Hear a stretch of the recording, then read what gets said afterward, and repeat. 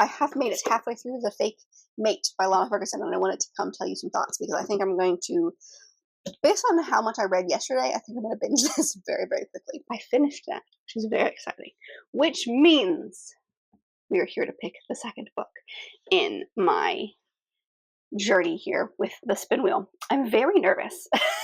So I'm looking at the spin wheel and I'm reminding myself what is on here. I am at the beginning. Actually, I think I've technically started chapter 22, but I'm 174 or 5-ish pages in this book. And y'all, I have so many theories. Oh my goodness. Okay, so the one that we ended up picking is one of the ones that I was like, I desperately want to read this in the fall, and I just have not had a chance to yet. And that is The Night and the Moth. I just hit my mic. I'm so excited. Okay. Hello, everybody. My name is Kelsey, and we're about to get very, very nerdy with a reading vlog.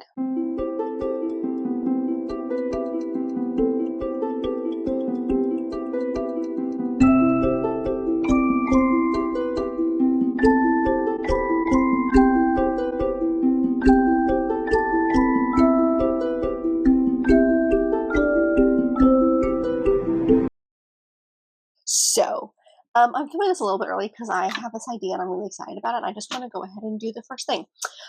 So let me back up a little bit. It is November, well, almost November, and I have a substantial section of my fall TBR that I still haven't touched yet. I was trying to figure out some way to do, like, to get through it.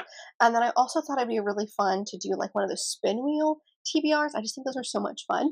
So I'm combining them into one vlog, and we're gonna read some fall reads, but we're gonna let the spin wheel decide what I read. So I've screen recorded, so I'll pop it up so you guys can see. I've put what's left on my fall TBR, which is, so there's 7 things on the spin wheel. I added one that was not on my fall TBR, but it is in my November TBR, but it should be on my fall TBR anyway, and it's part of my 2025 books to read before the end of the year. So I added one that wasn't technically my fall TBR, but the rest of these are on my fall TBR.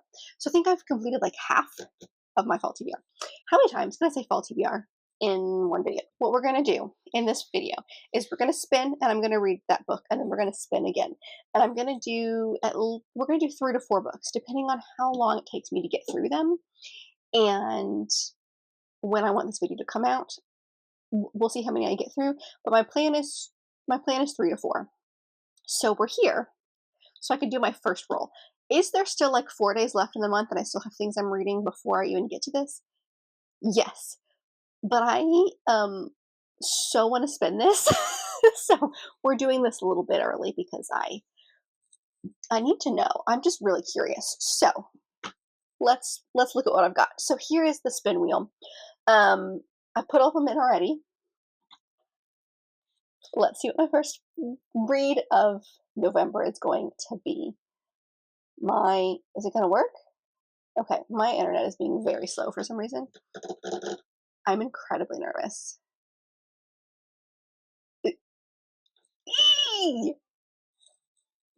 Okay, let me go grab this.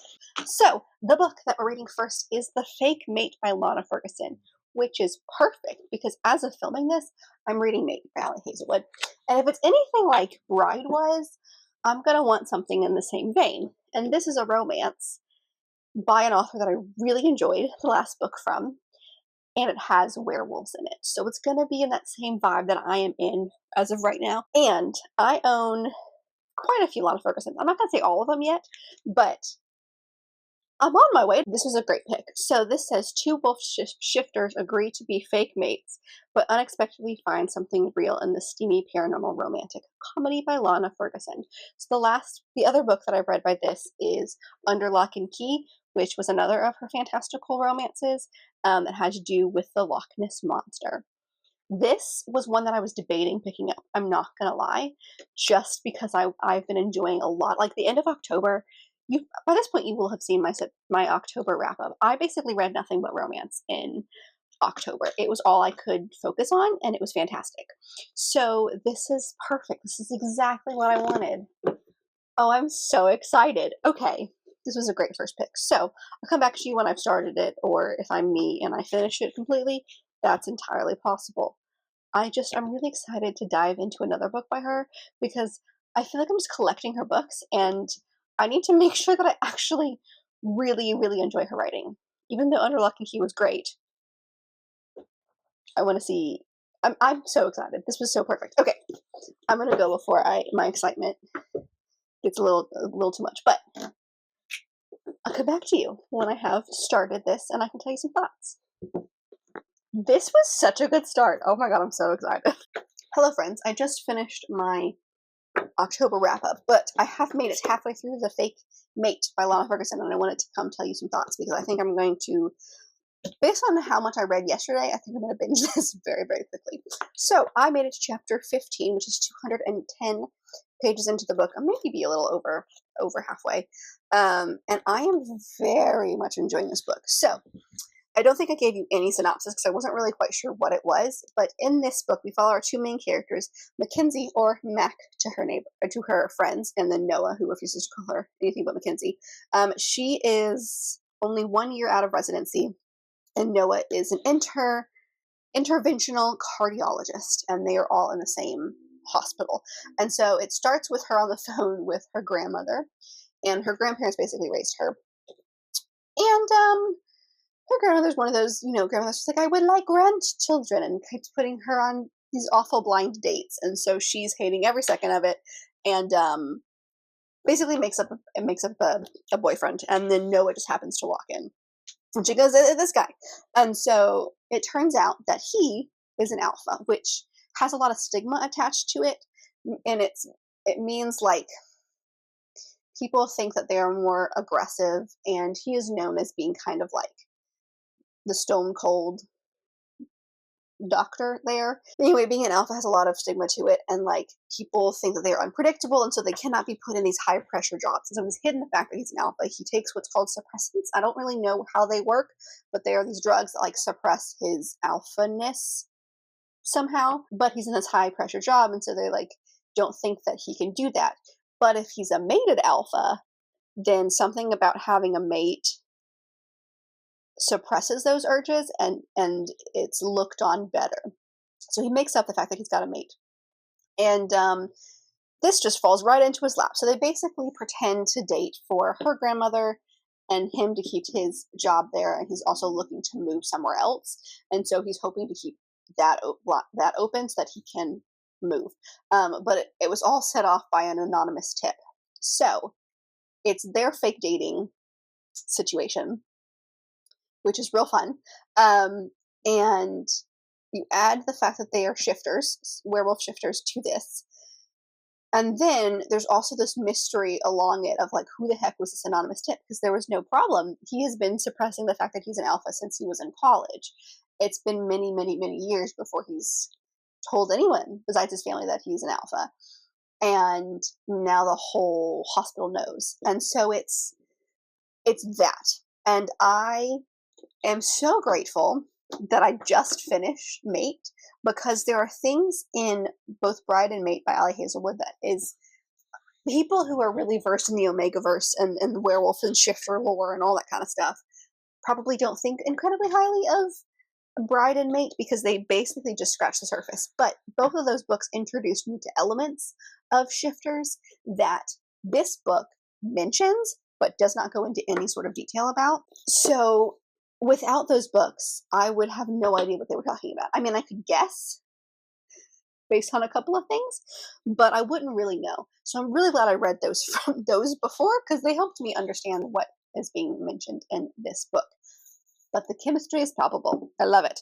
Because he's, like I said, he's an alpha, but she's also an omega, which means that has its own stigma attached to it, in the sense of like, people think she's incredibly sexualized because of that. I don't know. There's just some stigma that goes along with both of them.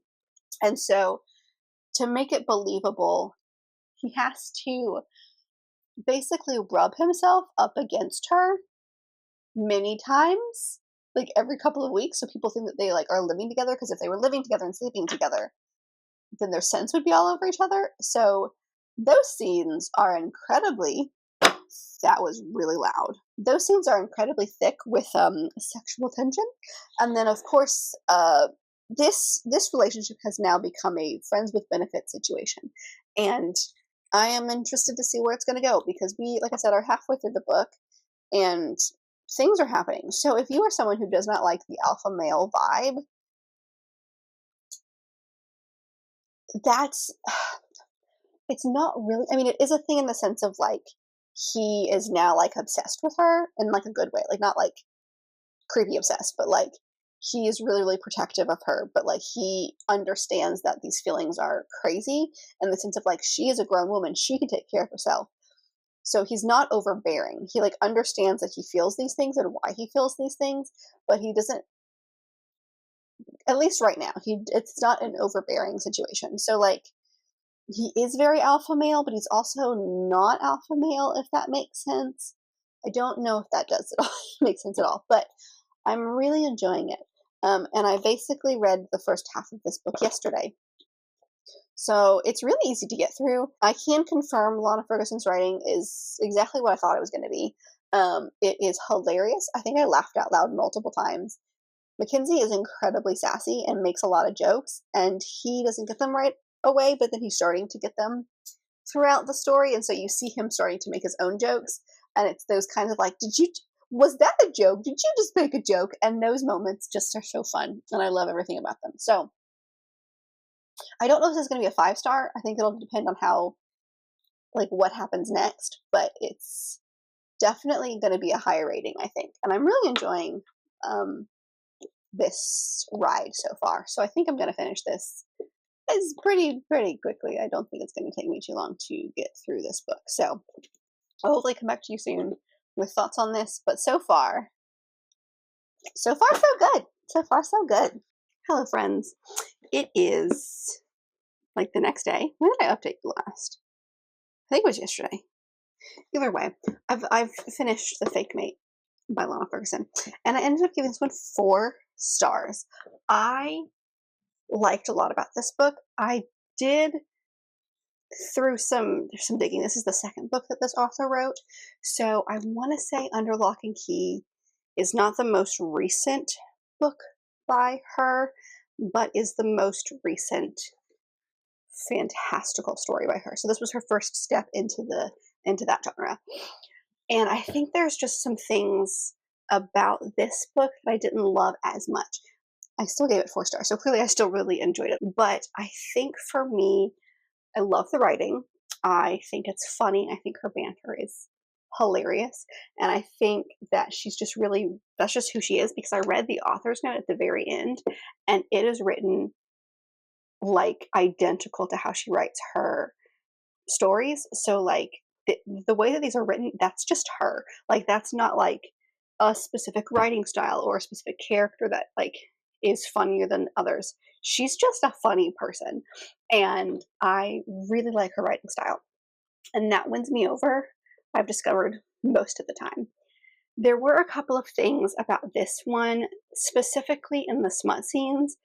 There were a lot of them in this book. This book turns, I think I mentioned at the halfway point, this turns from a fake dating situation to a fake dating / friends with benefit situation very quickly. And due to the nature of them being werewolves and him being an alpha, there is terminology and stuff used a lot. And the first couple times, fine. It was great. I was into it, whatever. Then it got really, really repetitive, and it was the same situation over and over again.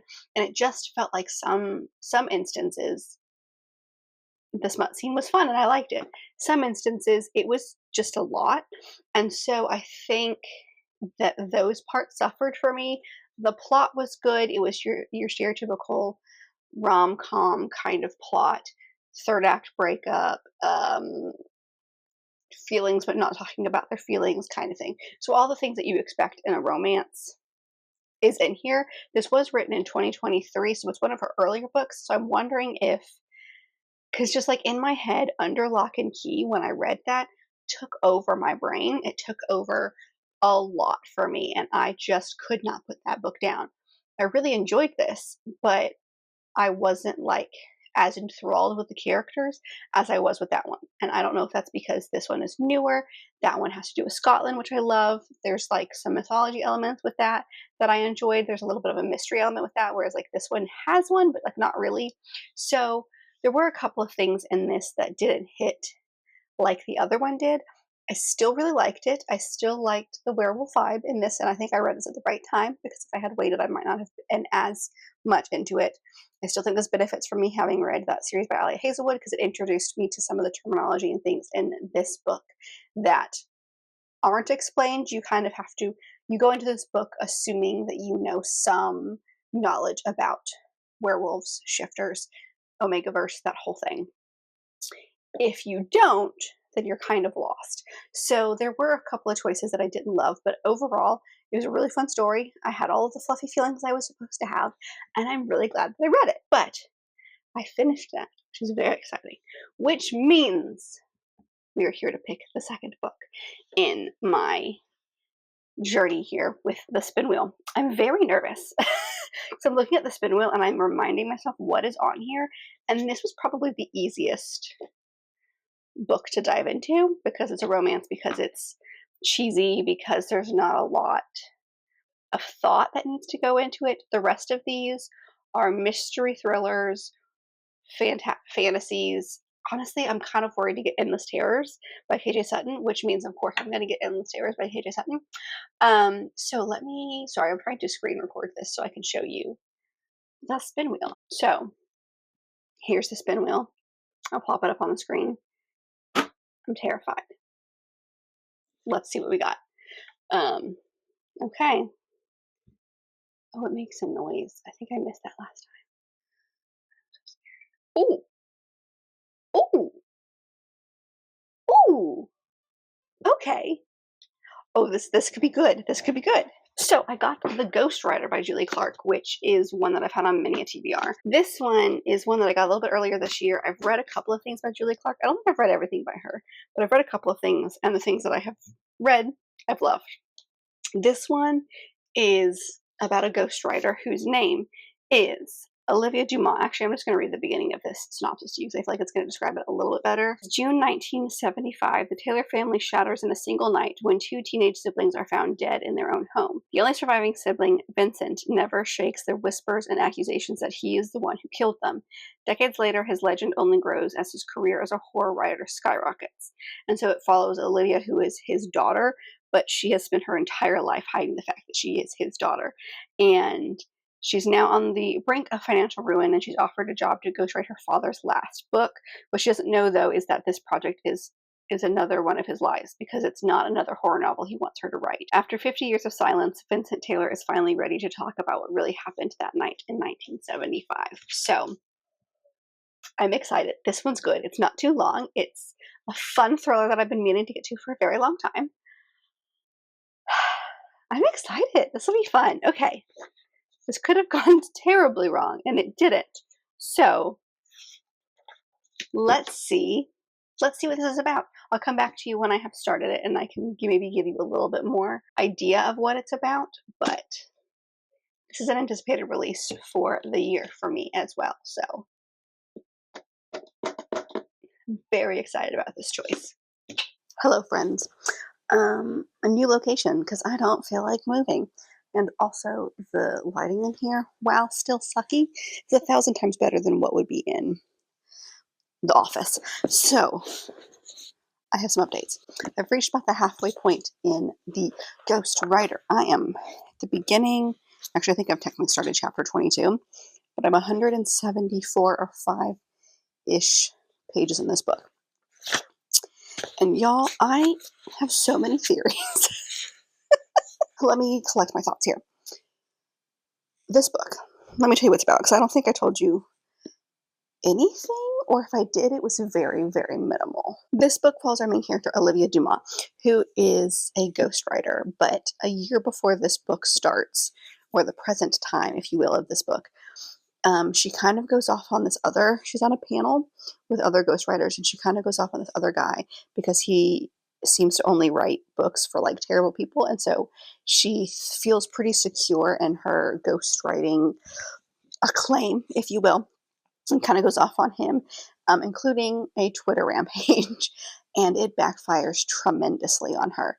And so she has to, like there was a lawsuit, so she has to pay, and she didn't win, so she has to pay him $500,000 for like hits to his reputation, because like he claimed all these books that he didn't get because of all of this that came out. So you've got that. You've got her legal fees, which is probably another one to $200,000 on top of that. And no one is hiring her to write because of all the scandal around her. So she is like struggling with stuff. And she gets approached by her agent, who says, hey, there's this guy. He's a horror writer. He is needing someone to ghostwrite a book for him. He asked for you specifically. It's this much. Maybe take it. And turns out she knows this, but like no one else knows this in her life, that this is her dad. Her dad is a horror writer and has been a horror writer for a very long time. But there is some stuff around him from when he was little. He's the middle child of 3 siblings, and his 2 siblings both died in a horrific murder. They were both stabbed in their home, and he and both of his parents were cleared from this. They had really strong alibis, but the lore around him is that because he's the only surviving one, so obviously he did it. And so that followed her. And so she kind of like left the country and then got married, and then they got divorced because she got married really, really young, and she just kept his name so that she could have a name in her own right instead of being tied to her father. So he has asked her to ghostwrite this book. She knows it's him. He knows it's her. Like, that's not a surprise or anything. Her agent doesn't know that it's her. She's in a relationship, and her boyfriend, I think they're just dating. I don't think they're married or anything. Doesn't know about her past. None of the team, like none of his team, his literary agents, the publishing team, like no one knows the connection. Only, obviously, her dad, anybody who's in the town still, and then the nurse that is with him, because one of the reasons that he hires her is, turns out he's not writing another horror novel. He's writing a memoir about his early childhood, where he's going to talk about the deaths of his siblings and kind of explain his side of the story and everything like that. And also he's sick, so he is slowly, I don't want to say the word disintegrating, but that's kind of the only thing I can think of. Like, I can't remember exactly what the illness is, but like he's lucid in the mornings, and then as throughout the day goes on, he can hallucinate. He can confuse what's going on. He confuses Olivia with her mom a lot of the time, and her mom left them when she was like 5 or something. Like, I don't remember how young she was, but she was young, and she just does not have a good relationship with her father. He was an alcoholic, and he was just an addict, period. So she's writing this book, but she's not allowed to do half the things that she would normally do with a book. Like, she's not allowed to talk to anybody else to get like other people's side of the story, because he doesn't want anyone to know that he's writing this book. She's not allowed to do much research beyond what he has told her. The manuscript he gave her is basically gibberish, so she's just having to pull stuff out of him. And she's like, this is not a rewrite. This is a complete starting over. And so as this is happening, she can go to the library, and she goes to the library to look at like newspaper articles and things like that. And so as she's learning more about this story, she also is helping her dad clean up the house a little bit. So she's discovering things, like she stumbles across the diary of his younger sister, one of his siblings that passed away. And so she's also unraveling the mystery. And it's crazy. Also, I will mention that like in between the present chapters, there are sections from, her father's name is Vincent, so you have sections from his point of view. And ever since she found the diary of her aunt, there's stuff from her point of view. Her name is Poppy, and I cannot find one, of course, now to save my life. But there it is. There's one from Poppy. And so I'm curious if we'll ever get one from the older brother. And because I'm listening to this on audio, those sections are by a different narrator, which is really cool. So I had a theory, like super early on. I had a theory of what I thought was going to happen. And I haven't been disproved yet, but like this book, I could both believe he did it and that he didn't do it. Like, just based on the evidence, based on what we've gotten so far, based on some of the flashbacks that we've seen, because like we as the readers see those flashbacks. So those are not flashbacks that like are being told to Olivia. So like we as the reader are getting that information that she doesn't have. So like there are some more theories that I have based on that information that like she hasn't even touched yet, and it's keeping me on my toes. Like I had read maybe a couple of chapters in this book before today, and I listened to most of this today because I was like, I need to know what's going on. So I wanted to come. I stopped my reading so that I could come to tell you my thoughts, because all I want to do is continue. Our best friend from growing up still lives in that town, and so she is getting like she has him in her corner as well. And it's nice to see that that there's like someone, because she feels like she doesn't really have any friends, and because she didn't really have friends growing up because of who her dad was. Like people that she tried to befriend either wouldn't because of the lore surrounding her family, or their parents didn't allow them to be like around her. And I feel so bad for her growing up, because like she didn't have a mom. Her mom basically like left them. Her dad was one of the most absent fathers that I think I've ever seen. Like he was there. He was around. He raised her. But at the same time, he didn't. He basically let his made his assistant to do everything. And so like I don't think it has clicked with him. I mean, I know that it's not all there at the moment, but like they've had conversations about like stuff that she was really excited about, because like she thought her dad was going to come pick her up from school, and it turned out it was his assistant, and he set up like a shopping date for them, and he thought that it was a really sweet gesture, because like you went on a shopping trip with this other person, and in her brain she's like, yeah, but it wasn't you. Like I would have rather have spent time with you, and I don't think it's clicked for him yet. So like he is incredibly flawed as of right now. I don't think he has done it because I feel like that's too obvious. But at the same time, I could also believe that he did the thing. So what I think is that like whatever happened, it's going to be someone we don't even remotely suspect, or the reasoning is going to be something that we don't remotely suspect. And there are so many twists and turns in this story. I am just loving it. So that's where I'm at. I'm having a fantastic time. It is not scary. Like the cover with all like the flame and stuff kind of gives like a creepy vibe, and maybe it will get creepier later on if we get into some of the like, since we've been getting chapters that are from the other point of views. I'm wondering if like whenever we figure out the information about what actually happened in the murder, will we get one of the points of views during the murder? That might be a little creepy. But what I've discovered about Julie Clark's writing, at least the three, this is the third book of hers that I have read. The ones that I have read they are very suspenseful. They have their moments, but I have never once been scared reading her books. So I think that this one will probably be the same. I don't know for sure because like I haven't actually tried reading this at night besides right now. I'm loving it. I think it's fitting right in with the other books by hers that I loved. I think this is a very different story than the other two that I have read, which is totally fine. Like that's kind of, I went in knowing that this is probably going to be a little bit different, but I like watching Olivia run around trying to solve what the heck happened, and I'm very interested to see where we're going to end. So this is not a super long book. I only have, I think, 3 hours left in it at my speed. So I think I will get through this really, really quickly. And I'll come back to you. I don't know. We'll see. Tomorrow's busy. It's a Sunday, but it's busy. And then Monday, obviously I have the day off, but depending on when Peanut sleeps, because she has decided that she does not need 2 naps anymore. She only needs 1, and I refuse. So depending on how she sleeps or how long she sleeps, maybe I'll get some more reading done. But either way, I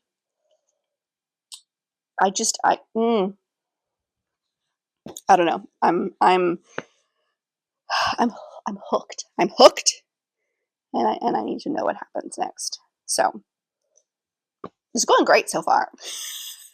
Hello friends, I am here because last night I finished The Ghostwriter by Julie Clark, and I gave this 4.5 stars. I love this book. And so in a weird way, all of the theories I had were correct.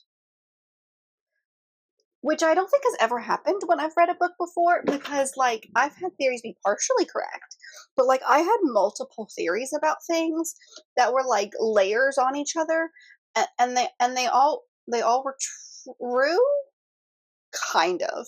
So it was, like, a very strange experience, but, like, in a good way. So, like, there's definitely things that, like, I was hooked. I couldn't stop reading, but it wasn't the hooked that, like, I was hooked because I was enjoying it, but if I had to put it down, I could have. Whereas other books, I have not been able to put it down, which is why I didn't get a full 5-star for me, because, like, there were moments where I was like, okay, and I moved on. But I really liked these characters. There's definitely, like, some weird stuff, like, timeline-wise, in the sense of, like, you don't really know what's going on, and, like, the timeline in your brain as you're trying to figure things out is also all over the place. Plus, you have kind of, it's not really an unreliable narrator, but it is, because, like, the narrator is Olivia. She's not unreliable. She's figuring things out. But her father is the unreliable narrator. And, like, as you're figuring things out, you're like, okay, but did he lie or did he tell the truth? We don't know.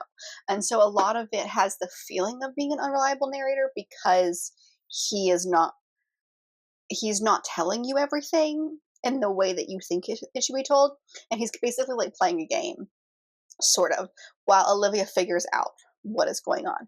Plus, you also have the fact that he is sick, so, like, his lucidity is not fully there, and so he only has a couple of hours, 2 to 3 hours during the day, when he is actually, like, lucid and can have these conversations. Plus, he's got, like, his nurse person, like, live-in nurse, who is there for his health, and she does not like that the daughter is there because she thinks that it's bad for his health, and so, like, she gets in the way sometimes.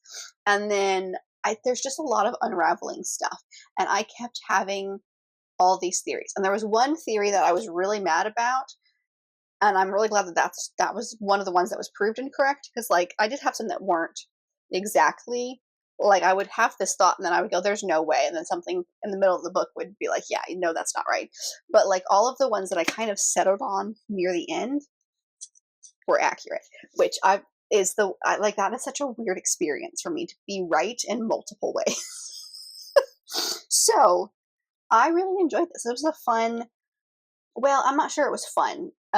It was definitely a hard conversation. Let me pull up my notes on this, because there's a lot of trigger warnings I wanted to mention, and I don't want to forget anything. So, trigger warnings in here for alcohol and drug abuse, abortions, sexual assault and rape, and I've labeled it as pedophilia, but it's like a non-consensual relationship with a minor. Is a part of the plot as well. So, like, this book tackles some really hard topics. So, like, make sure that you are in the right headspace when you go in. And also, it was really interesting because, like, the murder happened in the 70s, and there were definitely some things that happened in the 70s that would not happen today. Like, they hitchhiked a lot of places, which caused some problems. And I'm over here like, how is this, like, the younger sister, who was, I think, 14 when she's killed, she, like, hitchhiked places, and I was like, what 14-year-old in their right mind, what parent, well, her parents were in the right mind, but what parent in their right mind would let their kid hitchhike places? But again, it was the 70s, so, like, maybe it was like, widely accepted. So there's definitely some things, and the way that people talk about the triggers I just mentioned are maybe not as PC as they would be talked about today, but that was, like, it made sense to me because it was all in the past, and so, like, the people in the past are having these thoughts, and so, like, it's not the author saying those things, or it's not our main character Olivia saying those things. It is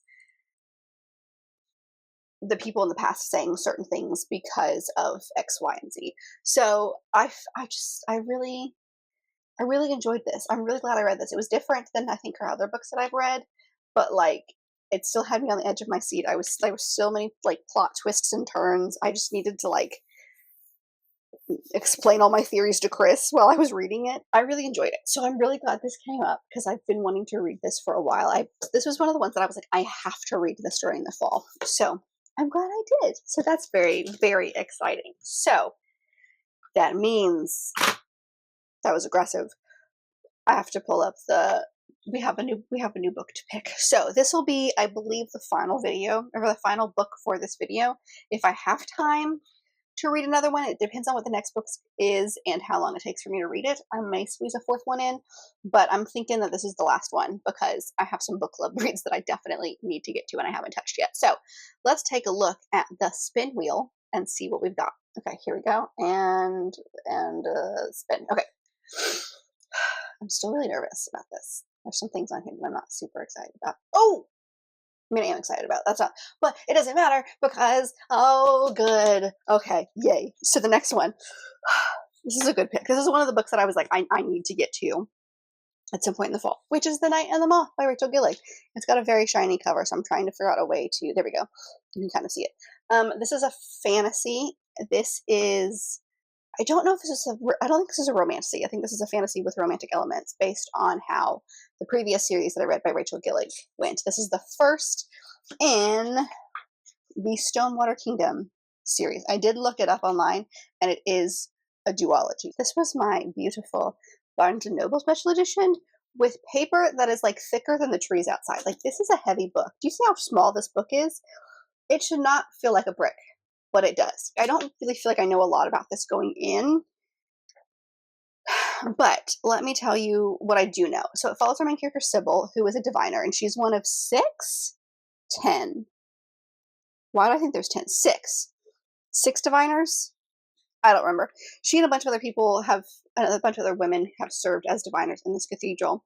And she divines through dreams. And so one day she spent 9 years dreaming and like basically being a diviner, and you're a diviner for, I believe it's 10 years. So like their time as diviners is coming to an end. The king shows up one day with a knight that is rude, heretical, and devilishly handsome, and has no respect for diviners or Sybil's visions specifically.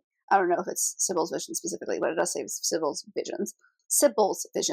And then all of a sudden, the fellow diviners begin to vanish one by one, and she has no choice but to seek his help finding them. So it is a little bit of a murder mystery. Actually, let's not say murder. It's a little bit of a mystery because, like, I don't know if they're dying; they're just disappearing.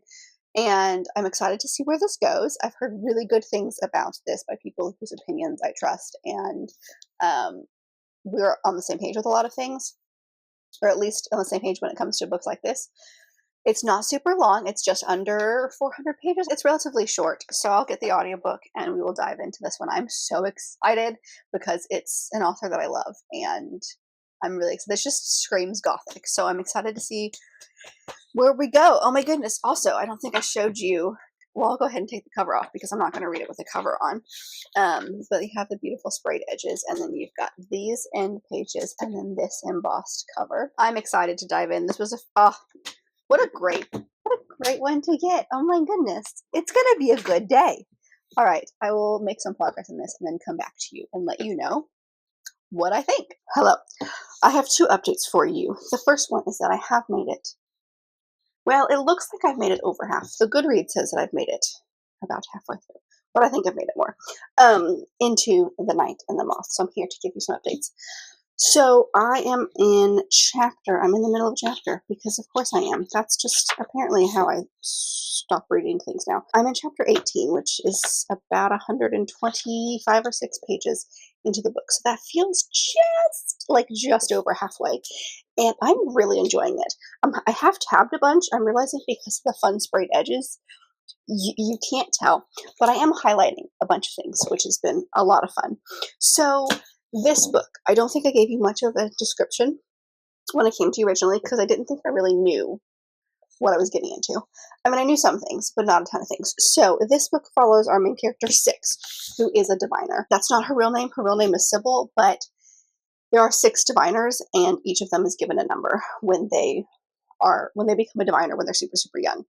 They're all foundlings, which I interpret as like this world's orphans, just because of the way that they are talked about. They have like houses and schools and stuff where like you go, but it seems like she had a family. But the question that I have is, did her parents like give her up to be a foundling in the hopes that she would become a diviner? So like she technically has a family, or does she not have a family and just happen to be in one of these places?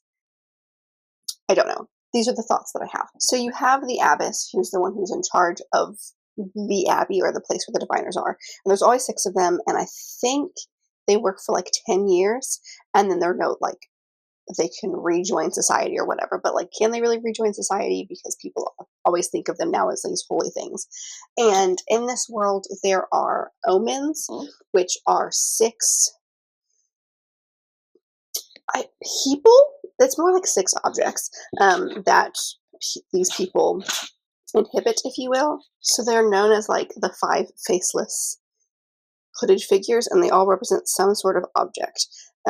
They're all stones. There's a coin, an inkwell, an oar, a chime, and a loom stone, and then there's a 6th one, which is just known as the moth. When these girls divine, they basically drown. Like, they are put into the springs. They're supposed to drown, like take in water, and in doing so they have these visions, and so they see each one of the 5 omens, and like it tells you if there's good or bad. And so the book starts with the king, who is very, very young, like 18 or 19, and he has just become the king, and he and his like entourage show up, and they are there to get predictions of the future from him, and she just happens to be the one that's chosen. And so in his entourage, he has a knight called Rory, who does not believe in the omens, does not believe in diviners, looks kind of down on them, and she cannot figure out why that is. At least at first. Where I'm at, we know why. But like, he just treats her, everyone kind of treats her as this like ethereal being because she can have these visions, and Rory doesn't treat her that way, and so it kind of confuses her. But really what happens is that's just the setup, because the plot is way more than that. Of course it is. But what happens is, over the course of two to 3 nights, all of the other diviners just straight up go missing. Like, they notice that when they wake up, oh my gosh, 1 is missing. That's very strange. And the next night, 2 more are missing, and that's very strange. And it's like the abbess like barricades them into their room so that they cannot escape, because that's what the thought is that they are running away. But of course, they are not.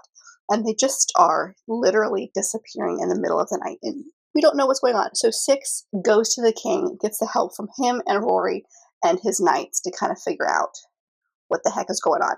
And of course, in the mix of all of that, we learn that the things that 6 thinks that she knows is not accurate. And so like it changes the structure of her view on the world. The story itself, I feel like not a lot has happened quite yet. The plot that I just told you is basically everything that's happened so far. There's a couple of things I obviously didn't say because of spoilers, but otherwise that's what has happened, is what I've told you, is that she's now on an adventure trying to figure out where these other girls that she sees as her sisters went. And I know that there's going to be romance, and it's very clear to me who the romance is with. So there are definitely innuendos that, like, he mentions that you as the reader, who have already picked up on the fact that he is going to be the love interest, go, there's more to that statement than meets the eye. But of course, 6 is oblivious to all of this. So I'm waiting for when things will happen, because I've watched a few people talk about this book, and they talk about the tension in this book and how, like, incredible some of the lines are. And like, yeah, he's got some good lines here and there, but there's like, I don't feel that yet. And so I'm sure the second half will be different, and this is going to be a duology, just like the other series that I've read by this author. And it kind of was the same way, where like the first book, the romance was there, but like it wasn't. This is a fantasy that has romantic elements to it. It's not a romance that has fantastic elements to it. So like, that is not the point of it. It's just a side plot, if you will. But the thing that I find the most interesting, which I did also find really interesting about the last series that I read by this author, is the fact that she could take a world and a magic system and completely reimagine it. Like the previous series, the Shepherd King duology by this author, was all about cards and how the magic works within the cards. And like I'd see magic systems that deal with cards, tarot cards specifically, or just any card in general, like a deck of cards. You see that a ton of times. In this one, you have diviners. You've seen that magic system used before. I've never seen it used in this way. Who would have thought to put someone, like, it's a little gruesome in a way, because it's like, why would you, who would think to drown them? Like, that's how they get their visions. But that's like, these are the worlds that like this author takes the thing that has been done a bunch of times before and adds her spin on it in a way that I have never seen done. And I think that's so fascinating. So I really like the world is kind of what I've gotten to at this point, is that the world is fascinating. I love the magic system. I love the characters. They feel really 3D, and I feel like it's more than just like the king, the knight, and her. Like, there are other knights that play bigger roles in this book. Also, I'm realizing now I completely forgot to mention there's a gargoyle character that is genuinely one of the funniest things about this book, because there are gargoyles that like man and are the security and like they work in the abbey, and so like they protect the girls that are there. They are like, they help keep it up to snuff, if you will, and like keep the building itself functioning. But there's a gargoyle that like particularly latches on to her when she goes on the adventure to try to find her sisters. He goes with her, and so he's just a very funny character, and he brings a lot of the fun and the sass, especially because like he does not understand sayings, and she's been trying to teach him things. Like, this is not in the book, but for example, like raining cats and dogs, like he would say that wrong, or he would misinterpret what it means because he's very literal. So he's just the humor to everything, and so it's those little like quips that, if you're not paying attention, are throwaway lines, but they're very humorous. So he's a fun character that is super random. And like, also, if you've read this book, let me know, but I'm definitely thinking like Hunchback of Notre Dame gargoyles. Like, that's who's in my head. And I think they're supposed to be more menacing than that, because she talks about how she can differentiate them based on what kind of wings they have. And the gargoyle that's with her has bat wings, I believe. But all I see are the gargoyles from, specifically the taller one that is a little bit more like put together. Like, that's who I see as her gargoyle. I don't know. It's very funny. So he's a fun character, but I'm enjoying this. I'm waiting to see what's going to happen, because I think the romance is going to kick up in the second half, and I'm excited to see how that goes. But the moral, I guess, of this much longer rant than I meant it to be, that's not a rant, raving update, is that I really like it so far, and I kind of put it on pause because I've had to read a book for one of my book clubs, so I'm going to finish that one, and then I'll come back to this one. But I've made it. I did mention I had 2 updates. So the second update is that I'm changing this vlog, in the sense of, this is not going to be my last book. So the second vlog that I had planned for this month, I'm not as interested in doing, because I'm having so much fun with the spin wheel. So I'm just going to keep doing this for like another week or so. I don't know if I'm going to do 1 or 2 more, but this is not going to be the last book in this video, because I'm having way too much fun with the spin wheel. I might have to bring it back a few more times, because it's just fun. I like not knowing. So either way, those are random thoughts that I have, but that is my thought process on this one. Great. Room for improvement. I'm excited to see what the second half has in store. Hello friends, I am here because I have an update that was very aggressive. The update is that I finished The Night and the Moth by Rachel Gillig. Even better news is that I gave it 5 stars. I think a lot of my feelings when I came to at the halfway point are still the same. I don't exactly remember what I said, but I remember liking it a lot. And then I put it down because I was reading a book for a book club, and then I ended up not going to that book club because I had the wrong deck. I just put it down to go back to this one because I really liked my time when I was reading it. The amount of gasping, jaw-dropping, twisty-turvy moments that happened in the last, like, let's say 25%, because I'm pretty sure I was close to the 25% mark. Or sorry, I guess the 75% mark. The amount of times that Chris looked at me because I made a noise or a face or something. I should have kept count, because it was a lot. I was in this book. I was enthralled with the story. I Loved it. I loved the plot. I know that one of the things I talked about the last time I was here was the world building and the way that this author can just come up with crazy worlds. And I still am amazed by that. I think she does an amazing job at trying to. I just want to know where these ideas come from. Honestly, I don't understand how she can do this. It has a cliffhanger for sure. There's a twist at the very last second that I did not see coming, and it took me by surprise. But it ended in a way that, like, I'm not like, I need that book right now. I mean, I do need the book right now, but like, I can wait. I can survive the wait. So I'm excited to see what the sequel is going to be, because I have theories based on, I did read the synopsis of the second one, and I have theories already about that one, but I really enjoyed this. I think the only thing that I could say as like a negative to this, and I'm not even sure this would be counted as a negative, just something to note, is that the previous series that I read by this author, The Shepherd King duology, that was YA. This is considered an adult book, but it reads a little bit YA. Not necessarily in the language, because there's a lot of cursing in this book. A lot of cursing, which is fine. Like, I don't mind cursing in a book, but like, it definitely is way more than a YA book should have in it. There is a little bit of smut, not a ton. There's a lot of there's more tension. The romance is slow burn, so there's not a lot of smut. Really, it's only one scene that I can think of, and I'm not sure it's crazy described.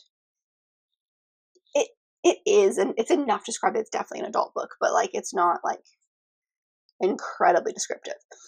But the conversations and the feelings that I had about some of these characters, they felt much younger. Like, even one of the main characters, I'm pretty sure is supposed to be in her 40s, and there were moments that I forgot that, because she just acted like everybody else. They're all in the adult years, but sometimes they read younger. Not necessarily because they act younger, even though they do at times. There's just something about them, they just read younger. So, something to note, maybe going into this one. I'm excited to see what the sequel's all about, because like I said, big twisty things happen at the end, and I have many questions. I love it. It was so good.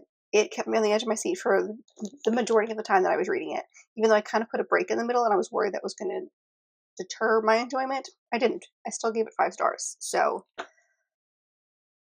mwah, it was amazing. So, that means that's done. So now I have to pick another book, because like I said, we're not done yet. Although I will say that this will be the last book, just because I'm looking at how close we are to the end of the month, and I would like to give this video done by the end of November. So we're going to do one more pick. I have 4 books as options. There's one that I very much do not want to get, and I'm terrified because I think I'm going to get that one, to be honest, and it's just because it's thicker than the rest, and I want something easy. Either way, I've got my spin wheel pulled back up. Let's see. Let's just see. I'm very terrified. Okay. All right. Here we go. Spin. Oh, it's glitching. Oh. Oh. Oh. Oh, I did not. I kind of forgot that was all. Oh, okay. Let me go grab this book. So, the one that we got was The Tempest of Tea by Hafsa Faisal. I kind of forgot this was on the list, to be honest. It is one of the, like, thinner books.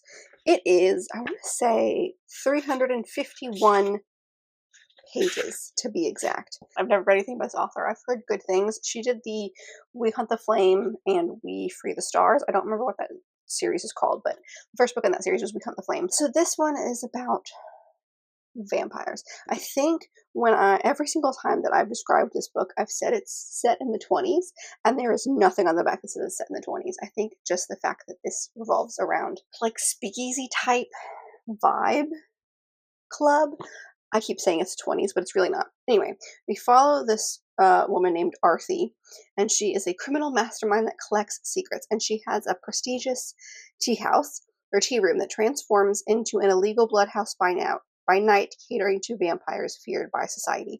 It takes place in this place called White Roaring, which I'm assuming is supposed to be similar to London, but like, if you look at the map, it's totally like a fantastical place. So I don't know where I got 20s from, but either way, something happens and her club is threatened, and Arthi is forced to strike an unlikely deal with an alluring adversary to save it, and she can't do the job alone. So, like, is it a romance? We don't know.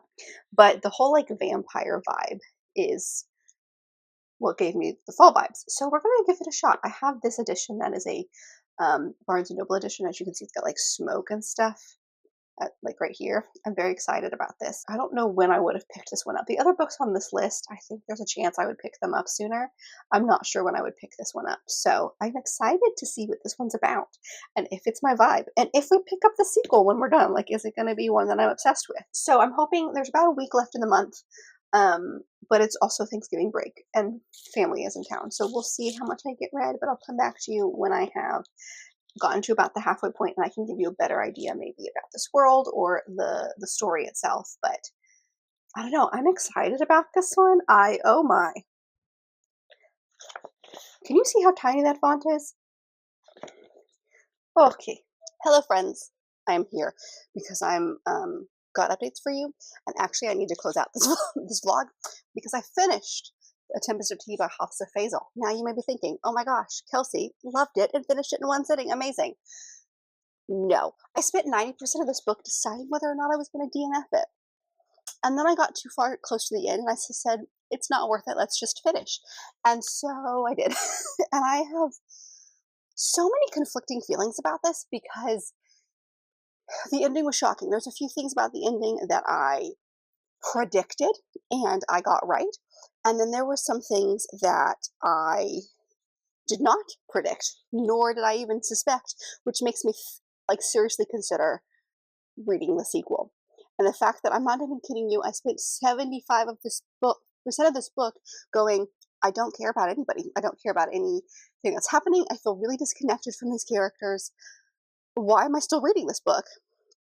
And then continue to read it. So I have like so many, I don't really know what to tell you about this book because there's nothing wrong with this book. This is an objectively decent book. It's for like people who like the Six of Crows found family heist dynamic situation, because like that's basically what happens here. Like we follow our main character Arthi, who owns a club. It's a tea room basically during the day, and then at night it becomes like a blood den, a illegal blood house. And this is a world where there are vampires, and vampires are not looked on greatly. Like I don't understand the political system though. I will say that was confusing because like there are parts that are like vampires that are good in society, and then there are like they look down on people who are vampires, and then like the vampires look down on humans. So like what is the pecking order? I honestly don't know. And so it's a little confusing. So like that part I didn't love, but like Arthi basically is in, her and her brother are kind of in this situation where they're about to lose the blood house. And she is trying to like stop it because the person who's trying to shut them down is like the ruling body, the big bad whatever. And this thing is called the Ram.